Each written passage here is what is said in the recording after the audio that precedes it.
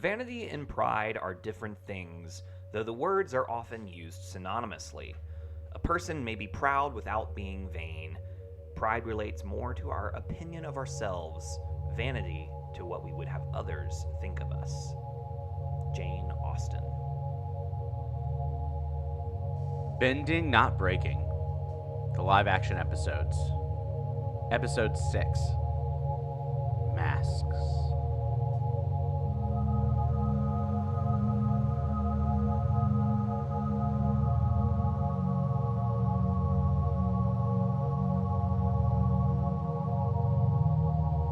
And we're back with another episode. Another episode. And just real crisp enunciation. Masks. Masks. It had to be plural. Yeah, right? Yeah, we're talking about masks. Masks. And it's the blue spirit in the flesh. Yeah. For real. The actual one. It was. Yeah. And then, all the things, the Yuyan archers. We got Admiral Zhao. We did. We got all the things. Twin-in-law is going to be a real question mark. Yeah, we'll see. We'll see what we feel about it. Stay tuned. Who knows? Later coming. What did we feel about it? Yeah. I'm going to try to be more middle of the road leading up to that point this time. We got pride we're talking about today. Yeah. Not vanity, but pride. Reasonable self-esteem or confidence and satisfaction in oneself. Interesting qualifier. Oxford defines it as the quality of having an excessively high opinion of oneself or one's own importance. Interesting. Which Jane Austen would say, Oxford, you dum-dums, that's not what it is. Yeah. Pride, opinion of ourselves. Vanity, others think of ourselves. So, yeah, that's according to Jane Austen, right? And then there's the really common quote around pride cometh before the fall, right? So if you feel super proud, you're going to fall harder when you mess up, kind of a deal. I'm 27, I have no money and no prospects, and I'm terrified. I don't remember where that's from. Pride and Prejudice, bud. Oh. What a great piece of media. I watched the movie recently. Yeah, which one? Keira Knightley. Oh, I love that adaptation. It was good. Yeah. Yeah. Big fan. Yeah. Yeah. Maybe I'll appreciate more Jane Austen now. As I aged. Yeah. Ooh, fair. Because you used to think it was boring. Yeah, I did. Yeah. Were you just too proud to enjoy it? I don't know. I remember the phrase I used to throw around in my younger years. Or just too prejudiced? Was fair. Unpacking that every day. Is that Jane Austen was the Stephanie Meyer of her time. You have said that. Yeah. A few times. Which was meant to be a negative comment. You know how so many people have, doctorates in, Jane Austen? Yeah, that's the thing. You know what I don't have? A doctorate in Jane Austen? A doctorate. Yeah. Yeah, period. So, you know what? No I PhD. admit that I am probably wrong. Yeah. Fair. I feel like I read Emma in Brit Lit, in Interesting. college. I read Jane Eyre in Brit Lit. And I've read Pride and Prejudice. And I've seen Pride and Prejudice and Zombies. I haven't seen that one. It was not good. Yeah, I bet not. But I thought it could be fun. Because that was a whole shtick for a little bit. Was what if we add zombies to this, to everything. classic literature novel? Turns out. Interesting shtick. Didn't last. Yeah. But I'm not proud enough to say that maybe I'm wrong about Jane Austen. Maybe I'm preferring it. And I think I misquoted it anyways. So. Yeah, I mean, and this is our announcement that Bending Not Breaking is transitioning to Jane Austen specifically. And Sunshine's going to be the main host for what that a fun series. turn that could be. You know who also doesn't have a doctorate but seems incredibly thinks incredibly high of themselves? Jane Austen? No. Commander Zhao. Oh! Admiral Zhao, you mean? Not yet. Not till the recap's over. Oh, okay. Speaking of recap. Yeah. Let's talk about masks. So you have 30 seconds on the clock. And I'm going to time you. Are you ready? Yeah. On your mark, get set, Go. Zuko's first war council meeting, and Zhao is on Zuko's ship, and then Zhao is now an admiral. See, that's where it happens. Iroh talks to a crew about Zuko and his sacrifices, and you know nothing, Jon Snow. Aang is at a fire temple and gets a little help, and then meets Roku. We learn of the Mother of Faces, and Aang hears that friends are a liability. June catches Aang. 10 seconds. And then Agni Kai flashback, and then Blue Spirit frees Aang, and then, can we be friends? And Zuko says, no! And then Iroh cares about Zuko. Yeah. Iroh cares about and then Zuko. And then Iroh cares and about then a Zuko. fight broke out. All right. Well, if you didn't watch it, now you are a masterfully informed. You're informed. Person. And so welcome to this episode of Bending on Breaking, where we talk about pride and masks. What is a moment of pride in masks that you noticed? Yeah, I mean, let's talk Zhao. Zhao, first of all, such a weird cadence for someone that is supposed to be so intimidating. Yeah. I think there is something that I should tell you, and it's that we will celebrate the fire. And I was like, nation. Yeah, man who does very little thinks very highly of himself. And so that's, yeah. Well, I mean, plays right into Azula / Ozai's, hands, right? It does exactly what they're want hoping him to he do, does, right? Yeah. And I think it's there's also, I think of people, there are times when a good coach, and so, first I would need to set this barrier. A sports coach or a mentor is very different than someone who is leading a military commander. A military colonization imperialist genocide sect, right? Yeah. So let me recognize that those are two different things. But there's also something to be said for a coach who can take someone and helps them be successful, and then someone who is successful despite their coach. A lot of times the archers are successful despite their coach. Ooh, interesting. You know what I mean? Yeah. They are highly qualified and they were gifted to you. If anything, they are the reason that you were able to catch the Avatar and take them away from, stealing them away from, Zuko and Iroh. It had nothing to do with your military prowess. Yeah.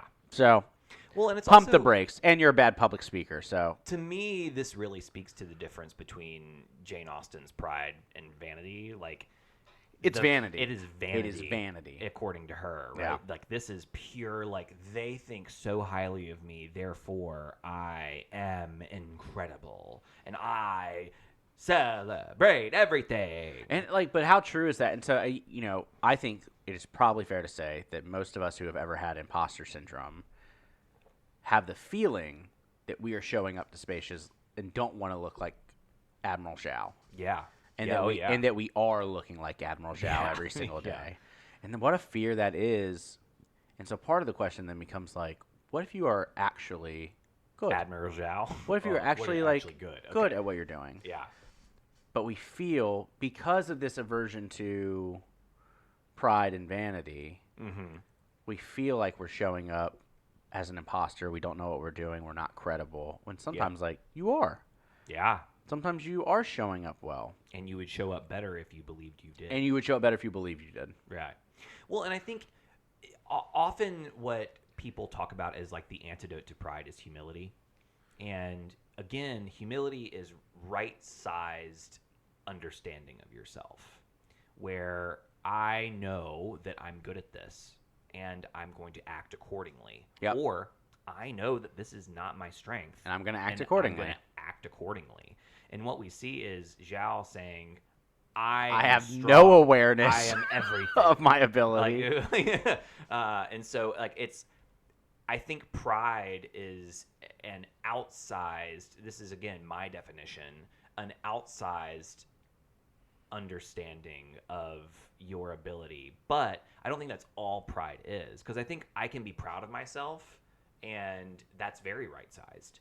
But again, it's this conversation when vanity comes into play of I am outsized or not right-sized because I believe other people's opinion of me is making me better than other people's. Like, so it's an interesting dynamic. I don't know if I'm putting my finger on it, but it's an interesting play on what is it actually, and I still don't know. Even after years of, we've talked about this before, I just don't know what it is. I was mentioning the last episode that I was recently leading a training, and part of that conversation was like, what do you respect in the people who've mentored and coached you and led you in the past? Yeah. And a lot of the answers centered around confidence, knowledge, willing to be honest. But confidence and knowledge was part of it. Like, I want the person who's leading me to be confident in their answers and to know what they're talking about and help guide me. And again, there are so many times where I think out of this sense of not wanting to show up that way, we lean towards, no, I don't know. Let's find it together, which is a really good answer sometimes. But if you do know. But if you know it, sometimes it's just better to be like, yeah, I think you should do this. Right? There's ways to show up with your skill set, and I think that requires you to have awareness of what you bring to the table, and to be okay with being yourself. There's also a difference between showing up confidently and showing up in a way that is minimizing the feelings of everybody else in that space because of how confident you are. I love how you just pointed your finger right at Zhao again.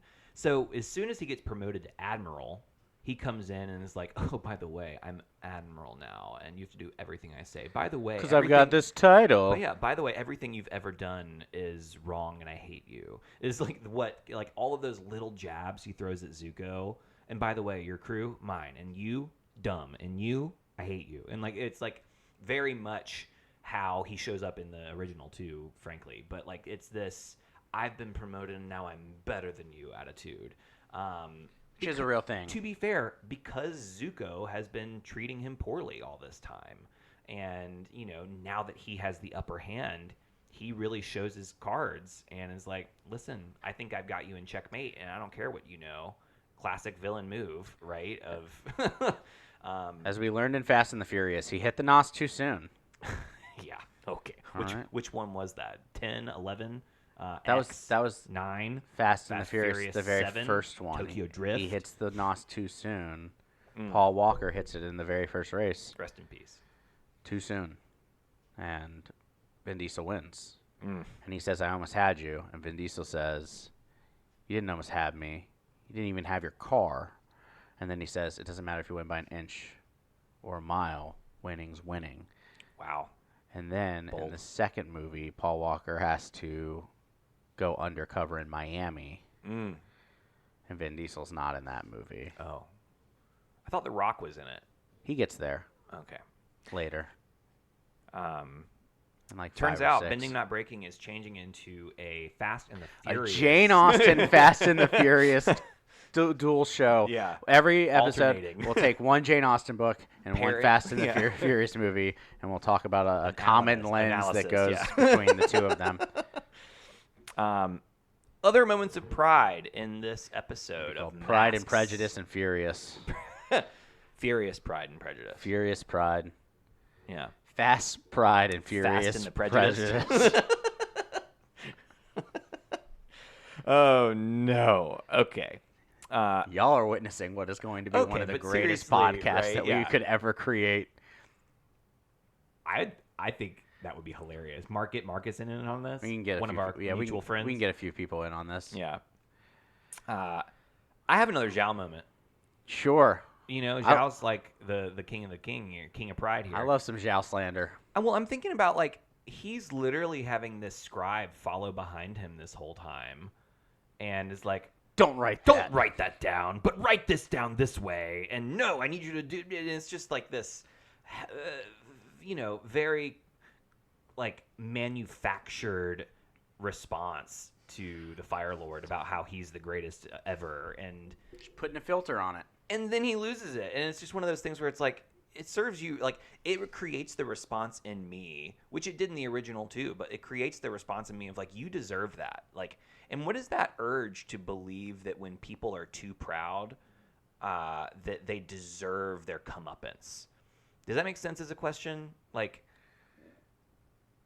The question is, do people deserve comeuppance when they're too prideful? Well, not necessarily that, but like, why do I feel vindicated that Zhao gets his comeuppance after being too proud? Because we all love to see the prideful fall, I think. Is that a thing? Is that something we love to see? I think, yeah, if we feel like people are inherently not in a space where they're supposed to be, or not treating a space well, Don't deserve it. they don't deserve it, then we like to see them fall from that. I think there's also, whether good or bad, and probably mostly leans towards the negative side, there is something about human nature, I think, that makes us feel good. We feel better about ourselves when we see other people fail. And I don't think that's a good thing, and I don't think that's true of everybody, but No.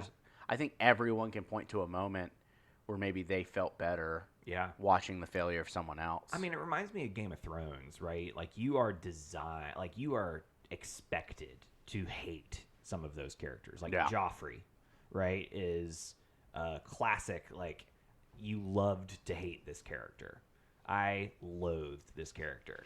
And then, like, when it finally happened, where he, spoiler alert, got, there was, like, I celebrated. I was like, finally! Yeah. Like, yeah! And I wonder if that's the play to, you hear about a beloved celebrity or politician who does something wrong and has their fall for grace, and you're like, no! But maybe that was deserved, but bummer. And then when you see people you don't like who fall, and you're like, good. Ha-ha! Because they're a trash person. Like, it's an element of schadenfreude, you know? Like, pleasure at another's pain. And so I don't know. And it's perceived pride, I think if we feel like someone is not in a position or treating it with respect or doesn't deserve to be there, that's where it feels vindicated when they fail. Yeah. Or if you feel like they're causing harm to others, you want to see justice. Like, you want to see that justice being served, and it feels like some form of, what's the word I'm looking for? Not atonement, but it feels like some form of that justice that you're trying to get a sense of. And so I think we hope to see that with Zhao. Yeah. Like, I better see a big CGI koi fish eat him on top of a bridge. And we'll find him in the Lost Souls later. The Fog of Lost Souls. Who knows? But I think that's what we celebrate. I think is where that looks like. And I don't know how I feel, I just feel like that's insight, right? Personal identification. I can't speak for everybody, but yeah. But I do think that is a common response to characters like this. And it's interesting that it causes that response in us, because it means that our perception of someone's outsized pride or, is going to color how we perceive them. Mm-hmm. And it's going to change how we react to their successes and their failures. And I think that's worth knowing about ourselves. So I thought that was a moment. All right. What's a non-Zhao moment? Or unless you have a different Zhao moment, we can keep talking about Zhao. I mean, Zhao. Zhao. No, I think there's a moment where Aang says, "I'm the Avatar," and expects to be received a specific way. To the sages, right? Yeah. And is not received that way. Yeah. And I don't, it's interesting because that doesn't come off the same way that Zhao's pride does, but it is pride to sit there and say, I hold this title, I am this thing. I expect this relationship because of the way that I'm showing up to that space. And what it means when someone says, no, I don't want you here. Yeah. Like, I don't like you. I know who you are. I'm going to kill you instead. I'm going to get you. And so I think there's, that's a level of checked privilege, I think, in some ways, right? Aang expects to walk into the space that he feels is his and is being told he's not. Yeah. Again, I don't like paralleling that with an imperialistic Fire Nation. Well, it's also, but that's a thing, right? Like that's a real thing to find out that a space isn't yours that you think should be or is. Well, that's so interesting. And having to rumble with that. Yeah, I was thinking about it from a different perspective so it sounds like you're kind of going into it seeing Aang moving forward because he's the Avatar and that's what's going to move him through. And to me, what I read it is that he has a perception of these fire sages, and that they will treat him a certain way because of right. And that's probably a better. I think that's probably a better metaphor like for it's the an situation. externalized locus of his assessment rather than an assessment of his status. It's an assessment of their reverence for the status. Yeah. Does that make sense? Is a Yes. difference? Like it feels like he misjudges them more than he misjudges his own title. And I think both are interesting because I think both have some truth to them. It's like being told that cops will protect you. Yeah. And then yeah. going to go up to a group of cops. Yep. At a rally, and Yep. then realizing, like, oh, they're protecting Capitol, not you. Yeah. That's yikes. But also true. But so in a way, it's this element of pride, like for the sages too. Oh, like this is what these sages have been doing for years. This is what they've kind of been designed to do, and then to see that like that's not what the sages are doing is an interesting thing to kind of like realize that the pride of station can change drastically under certain conditions. One of the things I think pops up in this is just kind of the idea of language and how language can be shifted. And I think pride is one of those things. It's a tougher thing to define because there's many modern uses and definitions. The semantic field is large.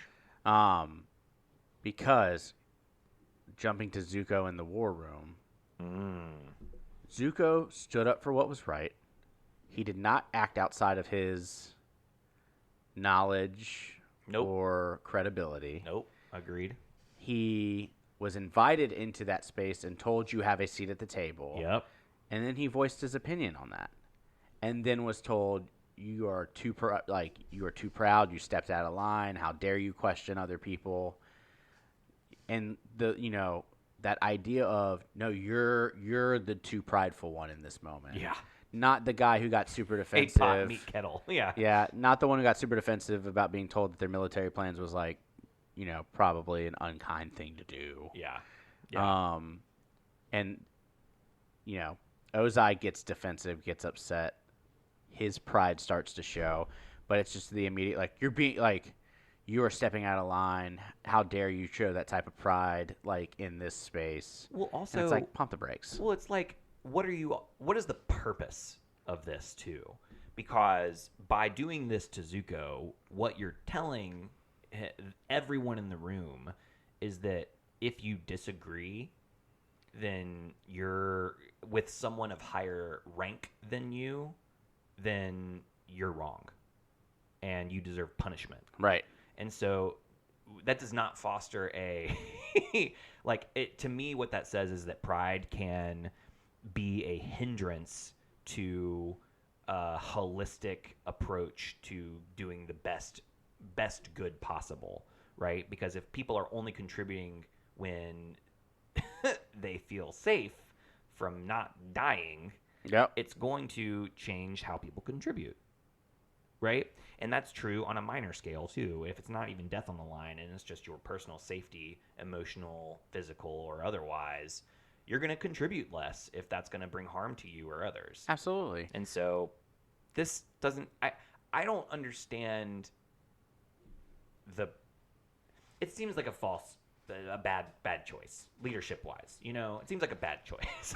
Yeah, Ozai is not an example of this. I mean, he's got Zuko beat in the Agni Kai. Zuko's laying down on the ground. Yeah, where's the pride in being and a 13-year-old? I've got to teach you a lesson, and this is the only way. And it's a matter of pride for Ozai. Yeah. And I wonder how frequently that happens when we're in spaces where we're teaching kids, when we're a coach or a mentor. That becomes not about the lesson. It becomes about the way that you view me. Yeah. And that happens often in classrooms, in spaces where we're sports coaches. When a teacher says something or a coach, and this is not a condemnation of the profession. It is a condemnation of, I think, poor skills for those who are using these skills. Yeah. But when it comes to a point of, I said it so it's the right thing, and how dare you argue with me, go run laps. Yep. Or like, I said it so it's the right thing. How dare you question me in a classroom that's supposed to be about teaching critical thinking skills and getting to the right answers, not just the answer that is being Not just my stated. answer. Yeah. And the way that we treat people. A great example, because I said so, right? Like, Oh yeah. it's such a common answer to folks. Why do I have to do this way? Because I said so. Well, that's not a good enough answer. Like, Yeah. that's not, the intent isn't there, and some people need to see the intent to accomplish a task. And so I see a lot of that there's a lot of pride, and I hold this position of authority, and probably for good reason a lot of those times. Well, And that alone requires just a non-questioning ethic. it reminds me of this conversation we had last episode around the seeking mentality of what are you seeking, and do you actually know what you're seeking, or are you seeking something that's a means to an end? So, right, like if I say, hey, I need you to do this, and you say, why do I need to do this, because you truly don't understand, and I say, because I said so, you might do it wrong because you don't know my ultimate goal, right? You might do it in a way that doesn't actually do what I'm trying to get you to do. Like if I need you to get this report done. Why? Well, then you're going to do the wrong report. You're going to do a report that is X, Y, or Z. But no, I need it because of this. You might be like, oh, well, I can get you those numbers just by sending you an email. It is easier to communicate than it is to say I said so. Real story of Story time. Child Sunshine. At one point, I had a dog when I was a kid. Was it like you were taking care of the it? Teletubbies baby and the sun baby? No, I was probably 6 or 7 or 8. So you were just a Teletubby. Okay. Yeah, just a Teletubby. My dad said, go empty the dog's water. I said, why? And he goes, because you need to empty the water. I said, okay. So I just took the water bowl and I dumped it out on the floor. and then I put the water back down, and he was furious. And I'm sitting there going, I did exactly what you told me to do. Yeah. Like, what are we talking about? I was definitely like 5 or 6 when this happened. Couldn't reach a sink, right? Like I just so you were not being a smart ass. I literally just like he said, dump the water out. I was like, okay. I dumped it out. He's like all over his pants and shoes, and he's livid, and I'm just like, verbatim. Yeah. I'm here as a kid being like, I've got receipts. Yeah. This is what you said. Yeah. I did what you said. You being mad about that's on you, bro. Yeah. But it goes to saying like that's exactly what we're talking about. That's exactly what we're talking about. Yeah. And again, that comes from this place of I am in this position for a reason. My dad's a great man. My dad would never do anything wrong. Like, dude burned your face. Yeah. You are a victim. Yeah. Need you to see it. Yeah. But it was us acting over. I mean, all of this is coming from a place of pride for Ozai, not a place of longevity for the Fire Nation, not a place for longevity of the world that they're in. It is strictly a vanity project. Ooh, yeah. So that sounds right. I agree. Can we talk about Roku for a hot second? Avatar Roku? Avatar Roku. I found it really... You're going to say off-putting. I was off-putting. Like, it was a little odd for me, right? Where the urgency of the moment and the levity... Like, this was a moment where they tried to bring in levity, where I was like, wait. There's a wrong place to bring in levity. What are we doing? And I think that I like, honestly, the contrast between Kiyoshi and Roku, and that kind of being like, no, we're totally different people. Like, and so that I liked, but I found it like there's this moment where there's this jovial, like, I'm going to mess with you kind of a deal, which is fine. But like right now in this moment, and then Aang is like, no, you don't understand. And then Roku's like, no, you don't understand.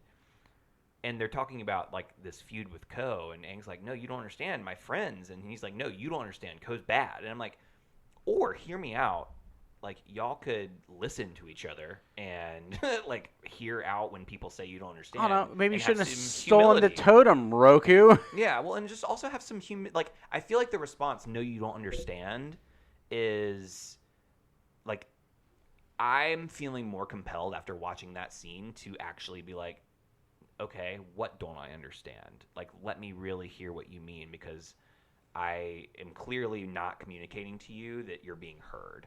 And so I want you to feel heard. And even if I think you're wrong, I need to know why you don't think I understand so that I can respond accordingly and help you see that, one, oh, I see what you're trying to tell me now. And here's why I think that with this information you've just given me, why I still think this is going to be problematic. And I think that it's a bad conversation tactic. And I think it stems from pride and of this, no, you don't understand response. Right? Yeah. So that's my thought on that. I'm curious if you agree, if that feels wonky or... Yeah, I mean, so often I think when you feel like you have the knowledge that someone else doesn't have, you feel like you have authority in that space.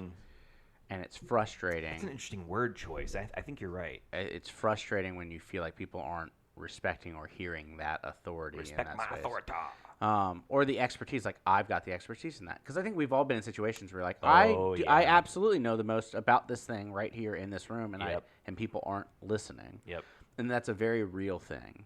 Yep. And then sometimes I think that translates to other spaces where it's like, that may not be true in this space. Yeah, that's so true.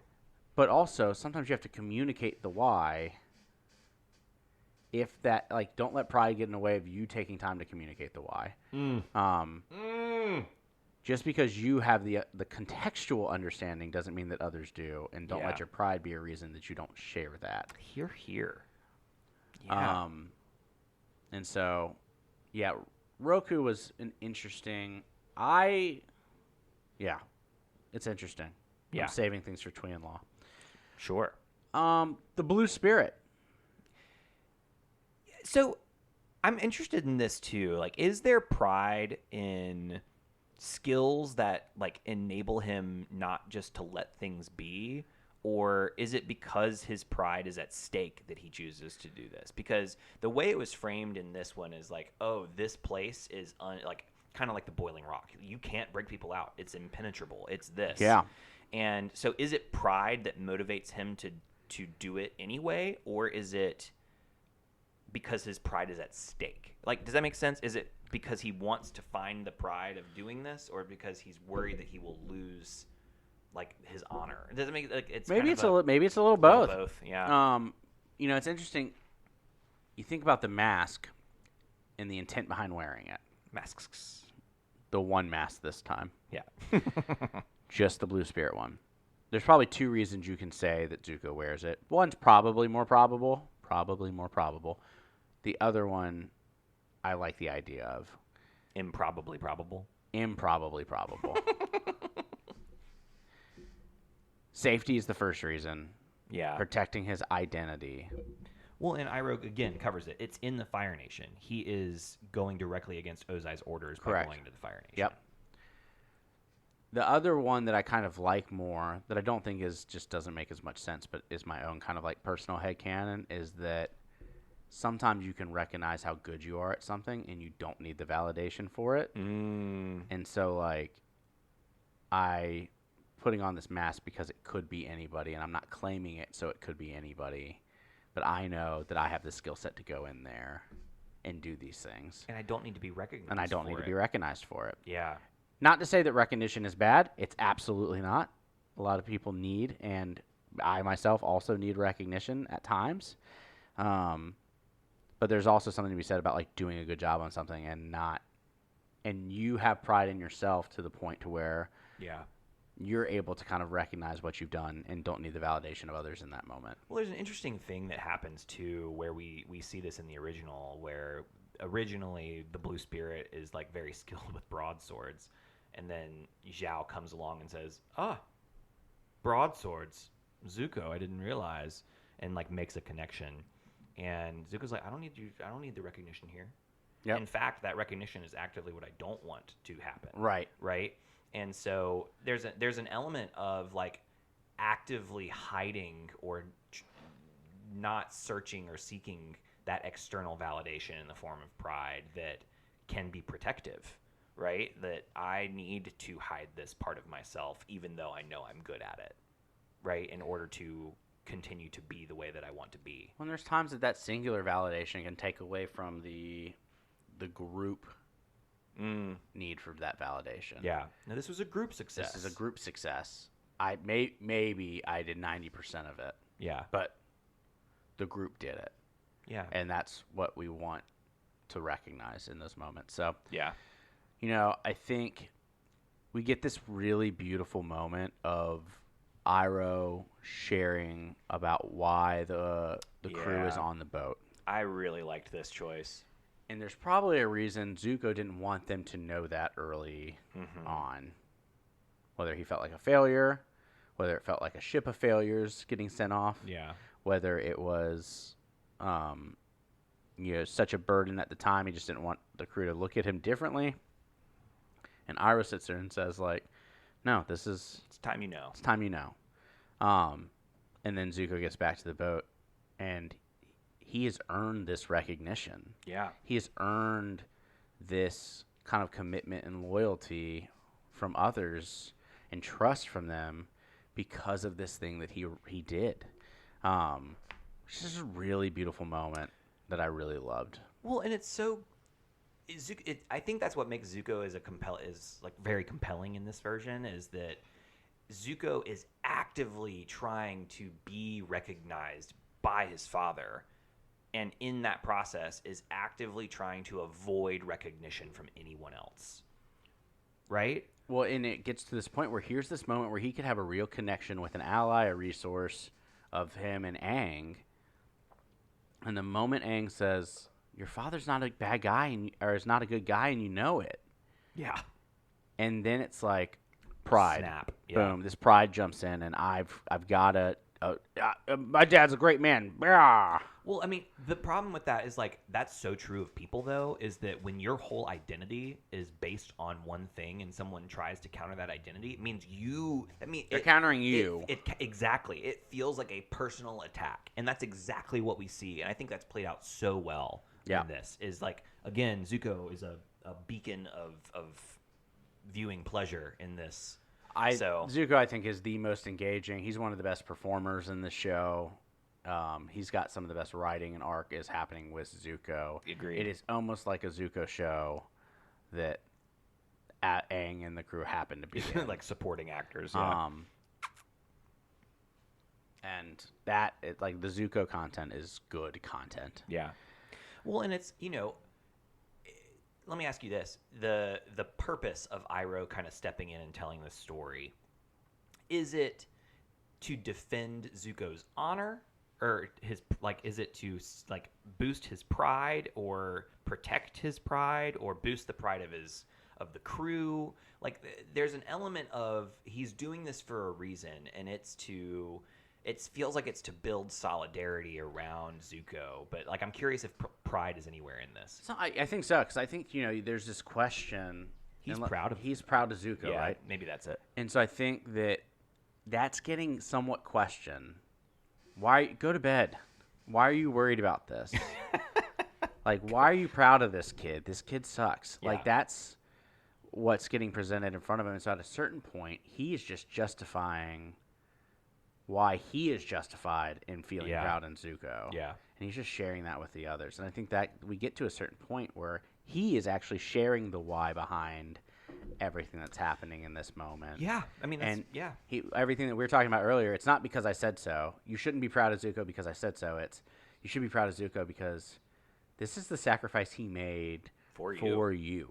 Yeah. And that's a really cool thing. And I tried not when it actually happens. Yeah. I tried to not tell you because out of his wish of following his lead, I tried to not tell you. But it seems like it's now better. But now I'm being questioned as to why I feel this way, and here's my justification around it. But he doesn't do that in a way that's like y'all are wrong. Y'all are terrible and wrong.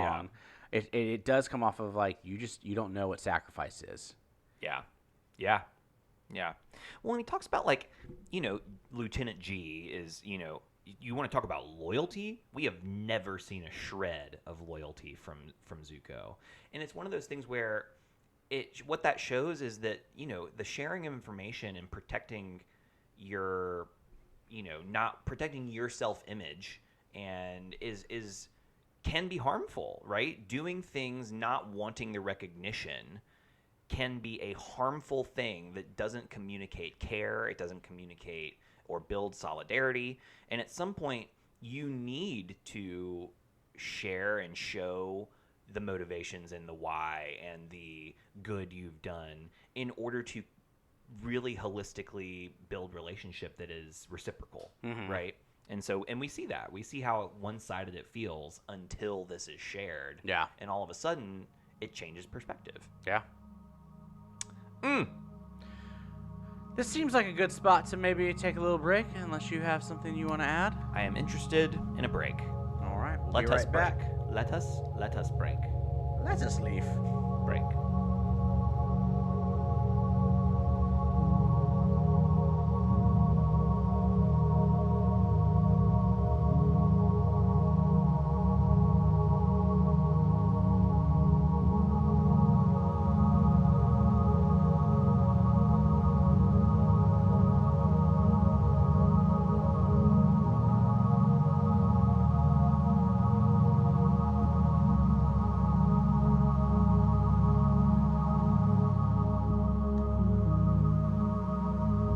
Back from break. Back. Back. We're talking twin law. What'd you like? What you didn't like? What pushed you away? What pulled you in? What Balance. you got? Balance. Yeah, I mean, we talked a little bit about it already, so I'll just briefly touch on, like, I really like this choice to have the 41st Division be the reason it is Zuko's crew is because Zuko defended this crew and, like, protected and saved their life. I think that's a really cool move. I think that is something that fits with the original, which is like improves the original a little bit. Like you're gonna look at those episodes differently, exactly, because it's not just gonna be like poor Zuko. It's gonna come off as like y'all don't even know. Yeah, like, it just feels like a really smart choice. I think that was a brilliant move. I loved it, so I thought that was something that was on my list for sure. Yeah, that's my moment. Yeah, I love that moment. Yeah, I love that moment. I think that in the way it was done, I really liked we've talked about how flashbacks are kind of weird sometimes, not just in this show, but generally speaking, flashbacks you need to be careful with in any sort of like visual media. Yep. But I liked the flashbacks in this episode. Yeah. I thought they were done well. I just thought this was a well thought out episode in terms of what is happening, which is a beautiful response to last episode. Yeah, I agree. Yeah. I dislike being pushed away by Ko. And the way Ko Yeah. is handled again. Yeah. This idea that like give him his totem back and he'll be nice and give you these souls that he was going to eat. Yeah. Like it's like he's a villain. I don't need some form of like but his mom. We have to reconcile with this guy who's eating souls. No, you don't. Yeah. Like this idea that like we have to reconcile to like heal is not necessarily like the idea that you have to reconcile with the person who's causing harm is not a thing that I like, and it's not a thing that I feel like was lifted up in this episode. Yeah. Intentional or not, Yeah. that's what came across to me in that is like, oh, if you give him back the totem that you took, he'll give you back his friend's souls. And I'm like, that's not equivalent exchange. Well, this isn't Full Metal Alchemist, which we are going to be covering in Bending Not Breaking moving forward. We'll pick a Full Metal Alchemist yeah. series, Jane Austen book. But really, this idea that like we have to reconcile with Ko to get our friends back, I think is one that I just don't think fits. I don't like it. Yeah, I hear you. No, I think it's just you don't. There's so much talk about like redemption arcs for characters, and this is not a redemption arc for Ko, but it is a little bit kind of a step in that direction. Like villains and stuff like that. Yeah. And I don't think some villains can just be villains. Yep. Yeah. And like, no, I hear you. They're villains. You know what I mean? Yeah. And that's all right. And so Yeah. Ko being a vengeful spirit. And I think it's the same thing with, like, it's not done, but I think, like, it'd be the same thing as, like, oh, let me hear about Ozai's bad childhood. That, like, Ozai's a bad. Well, and again, the context around that is, like, there are plenty of people who have bad childhoods who don't go exterminate the Air Nation. Well, and I think so that's the like that's where you kind of lose the thread on that a little bit. I might have said this recently on the podcast, but I saw a quote recently that says we don't, like, try to humanize or see the personhood in villains because we want to, like, condone their behavior. We want to do that because it allows us to see that we too could become a villain. Yeah. Right? And it's like that's right? the change. That's it's not why. It's not so that you humanize them and feel bad for them. It's so that you recognize, like, you're 2 steps away from that. Exactly. Right? Like, and that's why we should work on exploring villains and why they do what they do. Yep. Is to realize that we too are capable of that. Not so that you can sit there and be like, "Oh, poor villain. I forgive him now." Yeah, right? Exactly. But yeah, so for me, the thing that, like, pushed me away was this is not most people probably wouldn't notice this, but, like, the speed of travel in this was unrealistic based off of the map of the world, right? And so Aang is flying on glider from this earthbending village to the Fire Nation island, which is, like, a long way away. That June has no issue and getting June to gets there by land. Like, is by like so I was like, what is the layout of this map? Because it is not the same. And so I was taken out of the episode because of that. And so it's one of those things where, like, again, I don't mind that it's changed, but, like, because of my original context and what I think the layout is, that took me way out of the, like, this is like, whoa, how did that happen? How did June get there? How did Aang get there that fast? Sokka and Katara are in the spirit world for, like, a week, apparently. Like, and so, like, the timing is what threw me off in this episode. It felt like I was, like, constantly being like, how? So that was what pushed me away. The decision to keep the Fire Nation soldier mask the same as the cartoon mask with, like, the is one that, like, I thought was cheesy in the cartoon, Uh-huh. but looks downright stupid in live action. Yeah, interesting choices. And you just go, you're allowed to. Some changes you can make. Why didn't they hire us to do this? I don't like the fidelity. We would have been so good. But I mean, there's probably something to be said about why fair, the original creators bailed for a reason. Yeah. Right. So I mean, but that's just a moment where I was like, so you kept the mask, huh? Yeah. Well, it's also, like, again, we've already said that we probably wouldn't have done this. We would have done something new. So I still don't make season 2 of this. Just give me a full live action. Yeah. Pick any avatar. Yep. Make one up. Yep. There's so many that we don't know anything about. Well, there's this. And just give me a 10-episode arc on that avatar. The avatar. There's an app, a game app that is providing a lot of, like, new characters, and they're putting out, like, new avatars that are like, hey, this is an avatar from this period and this Fire Nation. Like, so they're even giving us names with, like paragraph long backstories that, like, oh, let's flesh that out. So if you're curious, check that out. But anyway, I digress. We've talked about the balance of what has brought us in and what has pushed us out. And so I'm going to invite us into changing gears a little bit and moving into our devotion, i.e. our intention setting segment, where we talk about an element in the avatar cycle and the lens and set an intention based off of our learnings from this conversation. So the element this time is earth.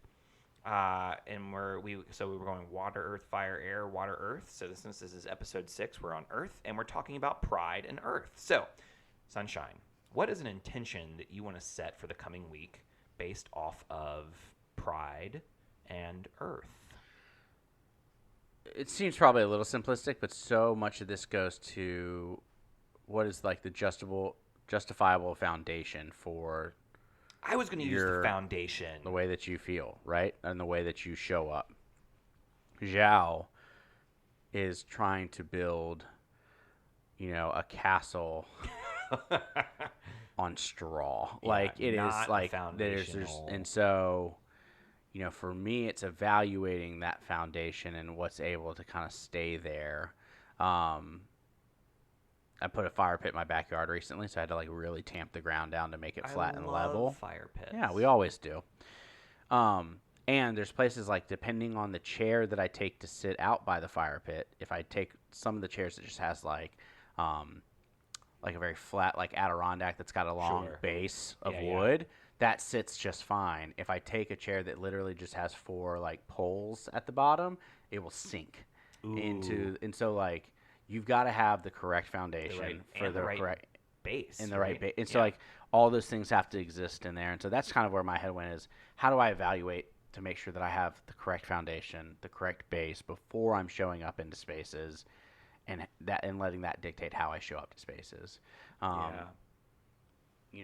Me going to an encampment right now on a college campus, that's not my expertise and stuff, so I have to show up in a way that's ready to learn and be supportive, not one who feels like they can dictate.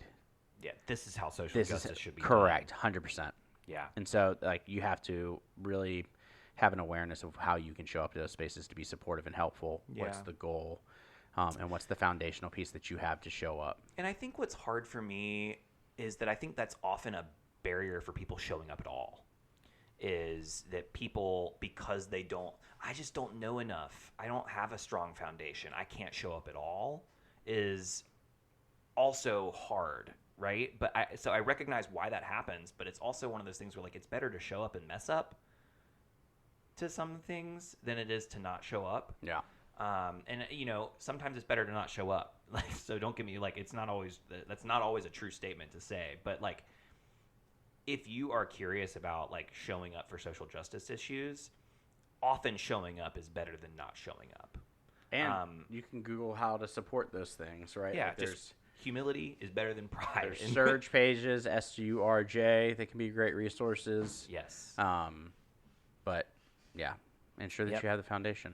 And highly recommend supporting the end of genocides around the world. That's so. Absolutely, I advocate for that. So, for me, I was also thinking about foundation in terms of what was guiding this in terms of, and I led for thinking about foundations in the way that you kind of framed it, to thinking about just support generally speaking, and it went away from Earth and more towards like that structural feeling that Earth can provide. Mm-hmm. And I remember I have a wine rack that I got a long time ago that I really love. That was we were in an apartment 10 years ago, and I put it up on the wall, and I put it up without studs. I did not put it in the studs. No anchors. No anchors. I didn't use any sort of, and I just put it on the wall. And I was sick one day with like a viral infection, and I was in pain. I was literally just sitting on the couch, staring at the wall. The TV wasn't even on. I was just like, ugh. And behind me, I hear a crash, and this thing falls to the ground while you're at work, and I'm alone at home dying. And I just hear glasses smash, a bottle of wine broke and emptied onto the carpet. And I was just like, I didn't even move when I heard it crash, because I just closed my eyes and started cursing, because I was like, now I have to clean up this mess while I'm in pain.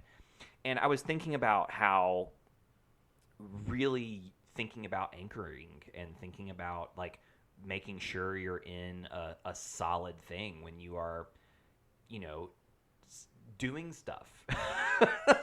And again, I hate to be kind of a broken record, but because this is such a big transition in my life, I just turned in a massive paper. I have one paper left before I graduate at the time of recording. And I am feeling like this is a massive change, and the structure that I have been living under in terms of routine with school is changing, and I'm about to be structureless and kind of floating in the wind. And when I think about like applying and finding the right job and finding this new stage in my life, I want to make sure that I'm using the proper anchors, metaphorically speaking. Like, I want to make sure that I'm aligned with the values of the organizations and I think that's a strong anchor. I think I would like that's the kind of thing that I really want to be in the forefront of this next week moving forward, because at the time of recording I will be in the middle of submitting a lot of applications. So, or at the time of release, I'll be submitting a bunch of applications. At the risk of being broken record, because I've talked about this several times in the past couple of weeks, but it's on my mind. You're so almost this is what's done. there. Yeah. Gratitude. I'm so grateful. I'm gonna go Iroh. I'm grateful for Iroh.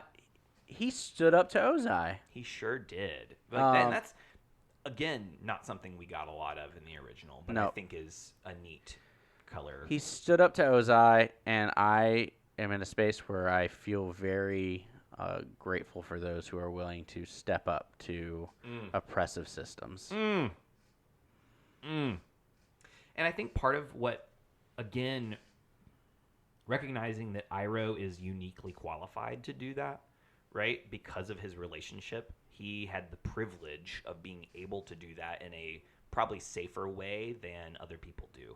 Absolutely. And that is still giving us a model to base ourselves off of, even if we don't necessarily have the privilege that Iroh has. Mm-hmm. And so I'm grateful, and I also just want to recognize that he's, in a way, uniquely qualified to be able to do it, which means when we have the privilege to do so, we should act accordingly and follow Iroh's lead. Agreed. I talked about Roku, and I talked about something that made me annoyed, but I also really appreciated Roku, and I think that one of the things he does really well is distinguish himself from Kyoshi, who is different than Aang, and I think that that kind of mentorship was really important for Aang to hear, given the episode with Kyoshi. And so I like that, again, there's a little bit more balance there now after having met a new avatar and had a different conversation that's entirely... I thought that was a wise decision. So I'm really grateful for Roku and his willingness to just be himself as he guides Aang. I think that's a neat thing. So I'm grateful for Roku. There we go. And that, I'm less grateful for, like, Roku TV. I think that's less good. I also like Roku Gen. It's pretty good. I don't know that I would recommend it as, like, a really good, amazing, like, you have to buy a Gen, but it's, like, it's good. It tastes good. So you like Gen? I like Gen, and Then Roku Gen's good. Yeah. Yeah. Yeehaw. Yeehaw. That's it. 6 episodes. Yeah. 2 episodes left. We got this. We're gonna finish it out. Who knows if we'll do seasons 2 and 3, but we are going to finish out this season. That's just really going to be where I feel like my mental health is at that given time. Yep. So we'll see. But hey, 2 more episodes left to go in this season. We're excited.